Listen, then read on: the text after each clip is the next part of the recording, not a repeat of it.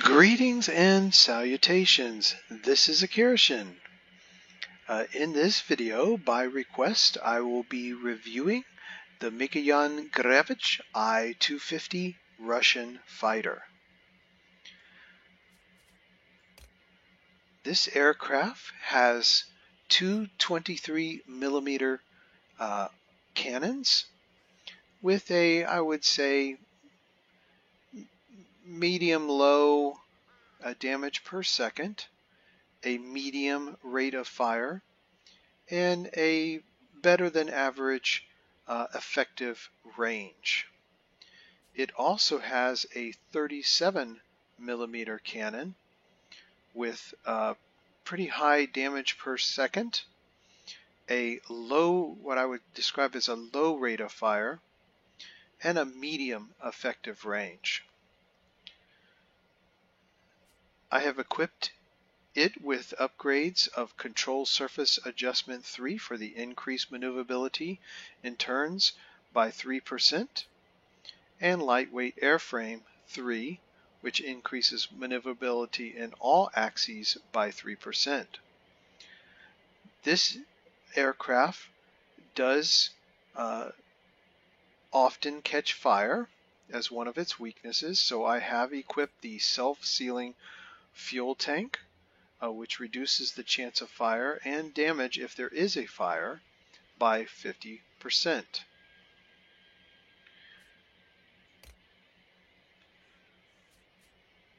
I have equipped the aircraft with universal ammunition, which has, on this particular plane, other planes it may be a different configuration, but for the I-250, it has an equal chance of fire and an equal chance for a critical hit. And I put that on both cannons. If you wanted to go with a gold version of the ammunition, then I would recommend both be in high explosive for the critical hit chance that high explosive ammunition provides. Again, because the aircraft is vulnerable to catching fire, I have equipped the automatic fire extinguisher. It has a 60-second cooldown and activates automatically without you having to do anything. The non-gold version of that particular consumable has a 90-second cooldown, and you activate it manually. In terms of the cooldown and the manual activation for the automatic engine restarter, which I have equipped on this aircraft, it has the same as the automatic fire extinguisher. 90-second cooldown and must be activated manually. I've equipped the gold version of these, not because of the better cooldown, but more because it is activated automatically. I like to concentrate on the environment and the flying, and so having the ability to do that automatically and not have to think about it is beneficial to me.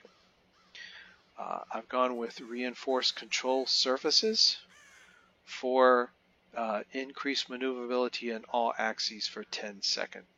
That is, of course, for that close-in turning dogfight that you need an edge in. That will help you. This aircraft is said to have a high airspeed. We'll take a look at the stats on that in a moment, and accelerates quickly when boosting. It has good maneuverability in horizontal turns, so not high or very high maneuverability, just good maneuverability, hence going with the reinforced control surfaces and going with lightweight airframe and Control Surface Adjustment 3. We're trying to boost that up in terms of its maneuverability, because in any fighter, in my opinion, maneuverability is critical to survival. It is, as with all the MiG line, is indicated as being very effective in intercepting aircraft at high altitude. So it is a high altitude performer. Again, we'll look at the stats at that right now. All right, just expanding the stats here. The optimum altitude for this aircraft is 2,200 meters. Other aircraft, for example, the Me-262, has an optimum altitude of 2,500 meters. So it is, a high altitude performer, but certainly not the highest altitude performer. In terms of its optimum airspeed, that is 468 kilometers per hour. I would describe that as a high-medium optimum airspeed as compared to other aircraft. Crew skills-wise, now this probably is not really relevant for this particular aircraft, and this is a bit of a waste for this particular pilot, Marina Litviakova.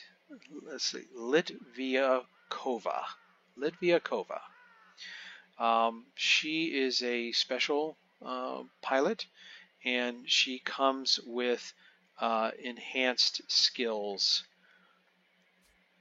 I want to say I got this pilot as this was like the first pilot that I got in the game, so I think she had some upgraded inherent skills, which cannot be reset, by the way. One of those is Supernova, which increases the damage caused by bombs and rockets, of course not relevant to this aircraft, and their blast radius by 15%. But also, if the aircraft is destroyed by a collision with terrain or a ground target, it deals damage in the affected area equal to double the maximum number of hit points of the aircraft. So, if we were to crash into a ground target, we would get that benefit. So, maybe if we're near the squall line and we're kind of low on health, it might be an effective thing to do. To reset the aircraft and get back up to full health. It also has the Femme Fatale skill, which sets a ground target on fire as a result of continuous shooting with forward-firing weapons and hitting unarmored sections of the ground target. So we could, probably set, anti-aircraft emplacements on fire, and they'll probably burn and get destroyed because of that. Again, once I go down the Russian line of attack aircraft, I would probably switch this pilot over. There aren't many female pilots in the game, so I just wanted to use her as a pilot. Interestingly enough, I saw that there is a book just coming out called The Night Witches, which is about an all-female air unit during World War II on the Russian side of things. I believe they flew ground attack aircraft, which they would attack at night, and it's a novel about kind of their story. And there were some famous female Russian unit or units during World War II. So it might be an interesting novel that you might want to check out. It was just released in January. I'm sure it has the hardbound cover, but it also, if you go to Audible, it has Amazon Audible, it has the book on tape. You can listen to it on your phone or something like that. So anyway, thought I'd point that out as an interesting note given this particular pilot I have on this aircraft. All right, so paint schemes. Let's see, I believe this is the desert that we currently have on the aircraft. And this is summer.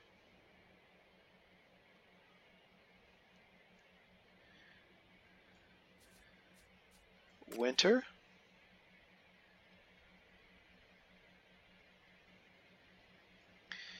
And marine. I really like the marine skin. I think that's really attractive. It's an interesting looking aircraft, being kind of short and stubby. The cockpit is goes into the airframe. You know, I'm a big fan of the cockpit that just kind of sits on top of the airframe, but this looks good in that it's pulled back and it does kind of disappear into the airframe, and you see most of the engine and whatnot is elongated in front of the cockpit. So it's a very interesting looking plane, I think. Very different.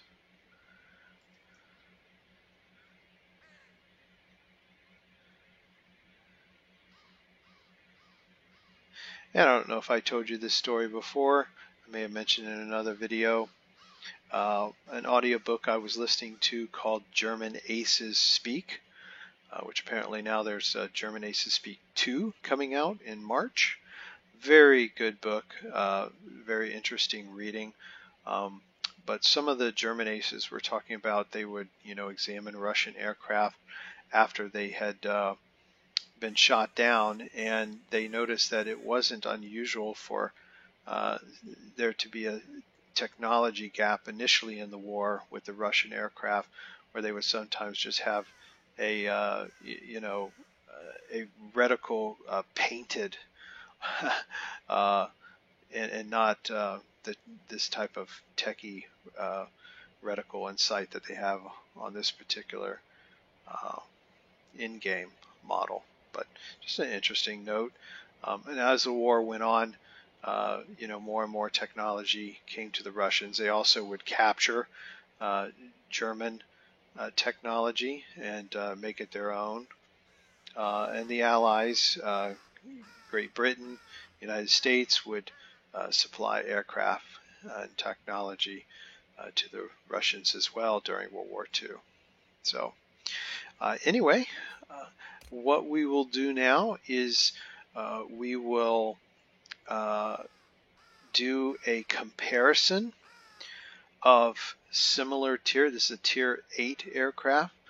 We will do a comparison of similar tier fighters, both other Russian fighters and fighters from other nations, and we'll compare their stats and see how the I-250 compares with other fighters. And we'll do that by using the compare aircraft function that the World of Warplanes website provides, a very useful tool. And so let's do that right now. So we are here on World of Warplanes website, and we are using the handy dandy compare aircraft feature that they provide us. And I have selected, of course, the Mikoyan Gurevich I-250 to compare against several other Tier 8 fighters. Now, just word to the wise, you want your main aircraft that you're concerned about to be in your first slot. To do that, you need to choose it last. So whatever aircraft you click on and choose to add to the comparison chart last will actually go first. The other thing you want to do is in each one of these aircraft, you want to click, once it gets into the chart here, you want to click on the custom configuration. It'll say standard configuration if it hasn't been upgraded, and you go in and you click each one of the upgrades so that you're seeing the most that these aircraft can do. Okay, so with that in mind, let's get started here. We've got the I-250 in our first slot, and we can't get all the planes on the same page, unfortunately, so we'll do them 2 other aircraft at a time. And we've got the Spitfire 14 here and the Kai 94-2, which we just recently reviewed, so check out that video. And we're going to go down and compare some of the important stats here. So armaments wise, the Spitfire has the exact same level of gun armaments, but the Kai 94 slightly better. Not significant enough difference there. It's just a 1-point difference, but it is a difference. In terms of survivability, both the Spitfire and the Kai 94-2 are said to have ever so slightly better survivability. Probably, again, not significant enough to matter. You can see here there's about a 40-point difference in terms of hit points for the Spitfire and the Kai 94-2, being better than the I-250. Top speed at best altitude. So when this aircraft is at its best altitude, what is its top speed? And the I-250 does excel in comparison to the Spitfire and the Kai 94-2 fairly significantly. In terms of average turning time, so an aircraft going around in a circle with 360 degrees, which that happens a lot, and you get in a dogfight and you're just turning to see who's going to get the better of that. And both the Spitfire and the Kai 94-2 significantly turn better than the I-250. So bear that in mind. You want to attack planes like the Spitfire from a distance. You don't want to be in that close, turning dogfight. You want to choose your time of battle and maybe have the element of surprise. But what you do want to do is allow them to get right up on you, because you're going to probably lose that confrontation. In terms of optimum airspeed, the I-250 beats both the Spitfire and the Kai 94-2 in that regard. Optimum altitude, the same for the Kai 94-2 and the I-250, but the Spitfire significantly less altitude as being its optimum altitude. And that's in meters. All right, so as we go through these, we will just X out the ones we've done and move the 2 new aircraft in. So we've got the P-51 Mustang here and the ME-209A, which is one of my absolute favorite aircraft. And as you can see here, we'll make this a little bit better for you so you can see. You can see here that gun armaments wise, the I-250 has stronger weapons than the P-51 Mustang and the ME-209A. Of course, you take there are intangibles there, like you take the P-51 Mustang and it's got high rate of fire machine guns. So, if you've got a moving target that is zigging and zagging and weaving and bobbing, you're probably going to do better with the P-51 Mustang, being able to put rounds on that agile target. Survivability, the P-51 Mustang slightly better, but basically these aircraft are all similar in that regard. Hit points on the ME-209A and the P-51 Mustang, better than those of the I-250. But again, they have similar survivability. Assume that there are other, factors going into play there than just the hit points. Top speed at best altitude, the I-250 wins that comparison versus the P-51 Mustang and the ME-209A. So at their best altitude, the I-250 is going to outperform those other two aircraft in terms of speed. Average time in a 360-degree turn. Now, if you've flown the P-51 Mustang, it's a great aircraft, but it is, not the best turn and burn fighter. The I-250 is not the best turning aircraft, and the P-51 Mustang has a similar negative trait, if you will. But you see the ME-209, somewhat better, not significantly so. These aircraft are very similar when it comes to returning rate.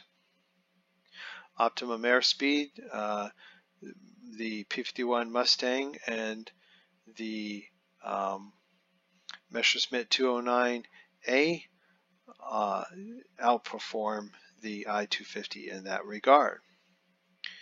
Optimum altitude, both the P-51 Mustang and the ME-209A are true high climbers. The aircraft that are very good at intercepting those high targets are going to be typically 2,500 meters plus, whereas the I-250 is 2,200 meters. And, the other issue is, of course, okay, yes, it can, intercept aircraft at that high altitude, but a lot of those high altitude aircraft are fast movers. And you saw this aircraft is not going to catch a fast mover. It's just not that fast, really. Rate of climb, both the P-51 Mustang and the ME-209 beat out the I-250 in rate of climb. So, if the I-250 is trying to get away from either one of these aircraft by climbing, they'll be able to catch him.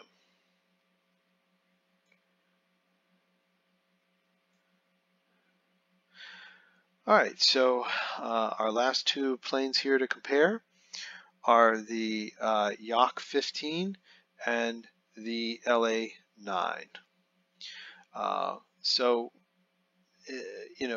The YAC line made it, haven't held back about the fact that I definitely prefer the YAC line over many other fighters, just because it's just such a great turning aircraft. And I love a fighter that can outturn other fighters. But armaments-wise, the I-250 does beat out both the LA-9 and the YAC-15 in that regard. Survivability, they're all pretty much similar. Slight difference there for the LA-9, but not anything significant. Same thing with hit points. Top speed at best altitude, the I-250 seems to be a better performer on this particular stat, pretty consistently among the aircraft. So it does beat out the YAC-15 and the LA-9 in that regard. Average time on a 360-degree turn, and here's where you see, the YAC just significantly outperforming the I-250, and that's why if you get in one of those turning fights with the YAC in your I-250, you're going to lose that battle if the other pilot is even halfway decent. Same thing there with the LA-9.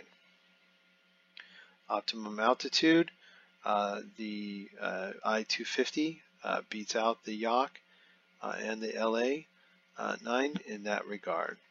So neither of those other two aircraft are particularly high climbers. And rate of climb, Again, I-250 is beating out those other aircraft for that. So if you need to get away, if you're in an I-250 and you need to get away from either of these aircraft, heading up is definitely an option for you. But you have to bear in mind when you do that, you know, there is the stall speed issue. Your aircraft, your I-250, is going to stall faster than the Yak or the LA-9. So you can clearly see that. All right, so that's a comparison there of the I-250 as it stacks up against all those other fighters that we looked at here.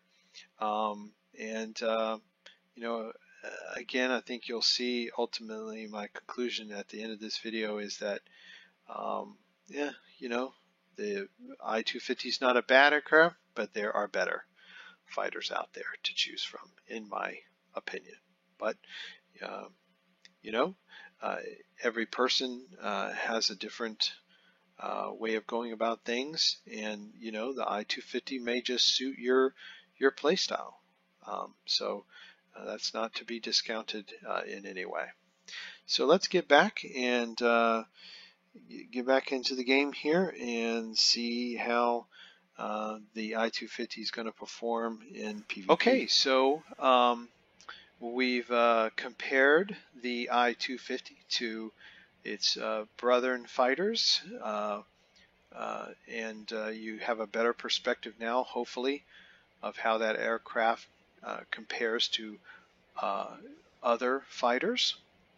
That can help you maybe decide whether you want to get this aircraft or not, whether you want to go up the MiG line.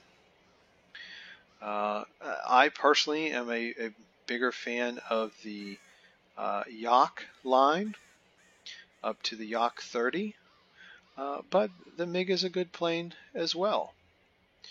A lot of it is just, you know, what better fits your style of play. But let's get into a battle here and see how we do. So we have drawn the Northern Bridgehead Atonement map, and what we are going to do is head over here to the command center, secure the command center so that we can hopefully get our bombers headed out to whatever assets they have captured, so as to assist in taking those assets back, but also to keep the enemy aircraft busy trying to deal with our bombers, because if they don't deal with them, well, they're going to do a lot of damage to their assets. If they do deal with them, well, if they're worrying about the bombers, they're not preventing us from capping. I've said it before, I find the command center to be more useful than the military base for that reason, that it ties up enemy resources. So the I-250 has an 8-second boost, which I would describe as being, you know, medium boost, not too bad, not fantastic either.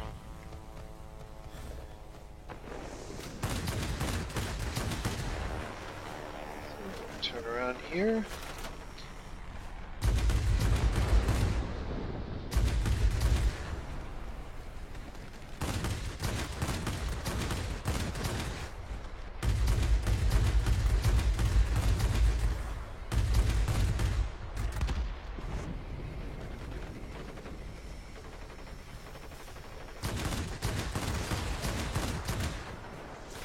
You want to do short bursts. These cannons, like most cannons, do heat up pretty quickly.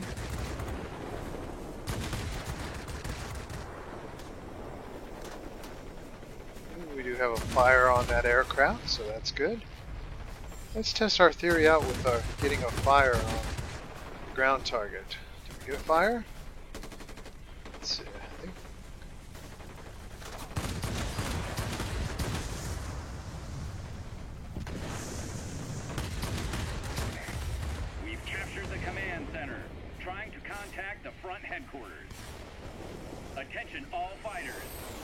Alright, so we're going to head over to the airfield here.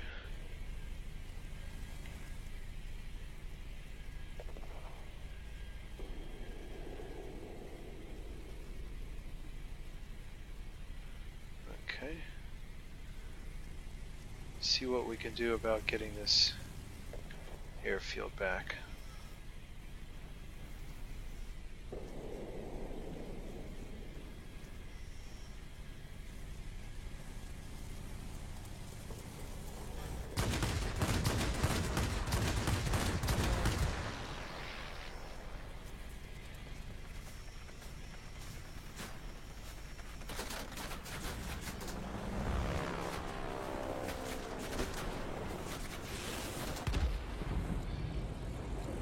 Yeah, it's just a sea of red there. We had some friendlies in there, but it looks like they got wiped out by the time we got there.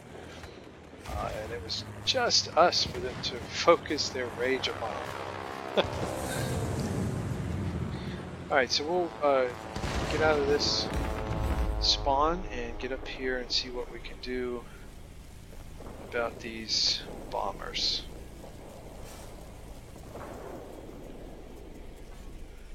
Come back and get that straggler.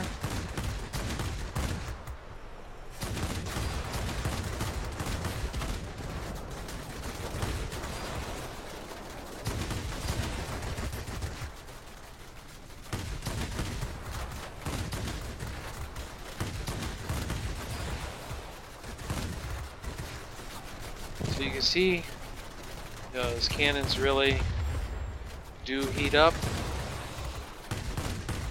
So just short little bursts, that's about all you can do.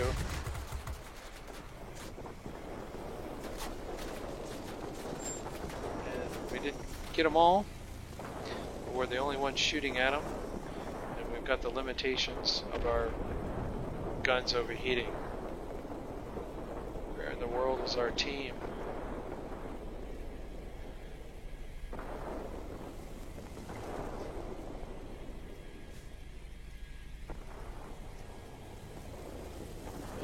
We're supposed to be a high altitude interceptor, so let's see if we can intercept.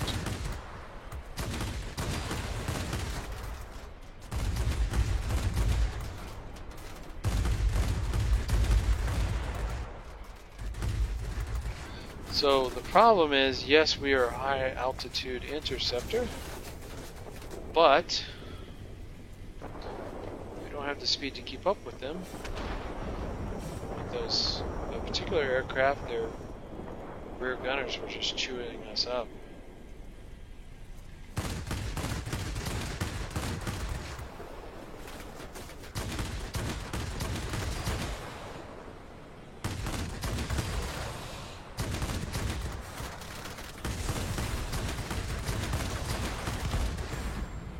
Whew. That was close. And I don't think we have the HP to go after those bombers. To get this airfield, we're going to have to, I think, take out some of these anti-aircraft. So we just don't have the HP to take a bunch of anti-aircraft management.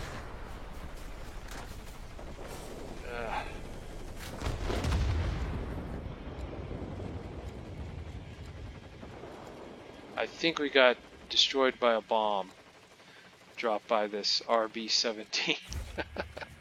That RB-17 gets its revenge.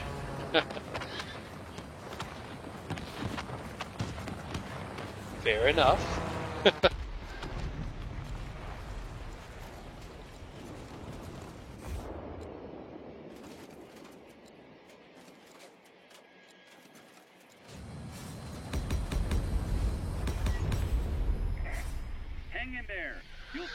Alright, we're going to go over here and get this command base. Now that we have a little bit more HP to deal with things.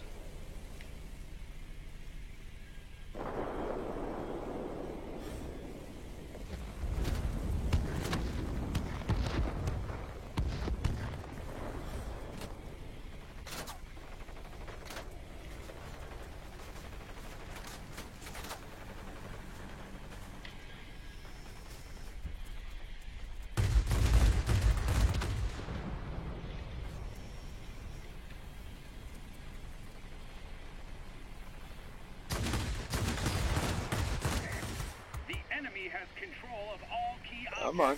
You cannot leave it like that. There's a heavy storm here. This aircraft is not the best turning. Do you copy? For that, you would want the Yak. If you're looking for a turn and burn fighter, that is the Yak. Turn back. The enemy force is too strong.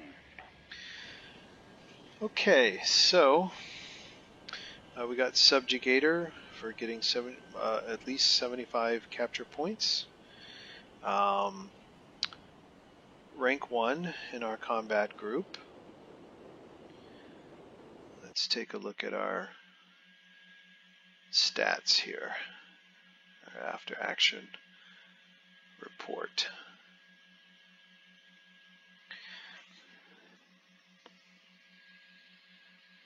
So, you know, a few things that we learned from that.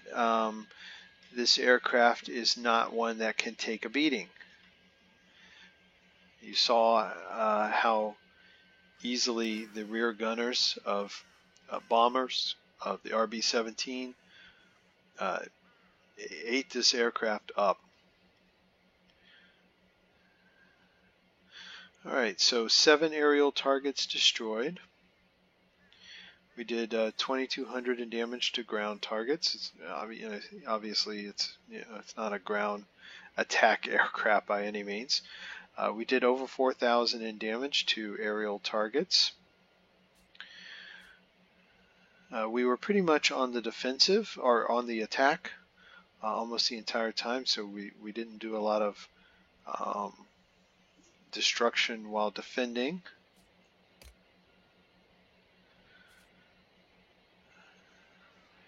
And in this particular match, there were 1, 2, 3,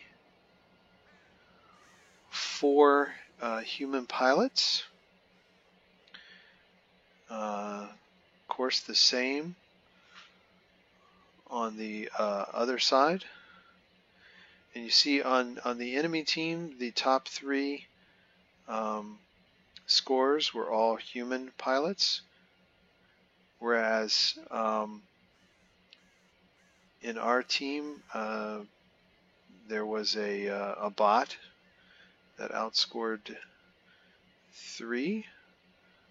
We've got this ME329 down here. So it's one of those things where I think maybe the team was a little weak there. We did the best we could, but wasn't enough.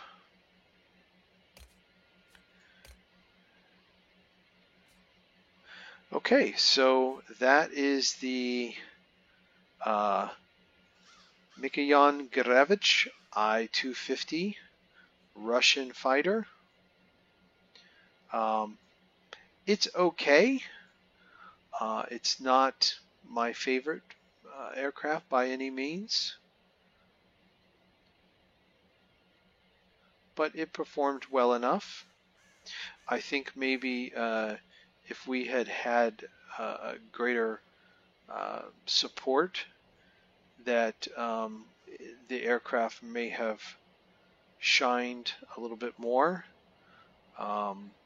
But you know, you saw when we went to the airfield initially to try to tackle that, and we had some friendlies there, they were pretty much wiped out immediately. By the time we got there, it was just a sea of red, which was not a good recipe for us. When we went after the bombers, we were alone. When we, tried to defend the command center, we were pretty much alone. So, it's the way it goes sometimes, right? But anyway, I hope you enjoyed this video, and if you fly the I-250, I wish you the best of success with this aircraft. My overall opinion is I think you could do better with other Russian aircraft, for example, the Yak line. The one thing that this aircraft can do that the Yak can't is higher altitude attacks, but you did see the difficulty that we had just trying to catch up with anything that was high altitude. Because it's just not a particularly fast aircraft. It's got an 8-second boost, and they just kind of left us in the dust. So, we're relegated to going back down to lower altitudes to try to take care of business down there. So, anyway, I hope this video helps you, and again, that you got something good out of it.